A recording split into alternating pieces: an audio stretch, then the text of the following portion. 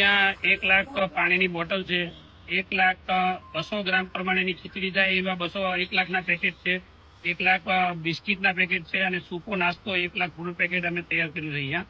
અને એસએમસી દ્વારા અને આનું ટોટલ વિતરણનો કાર્યક્રમ રાખેલ છે.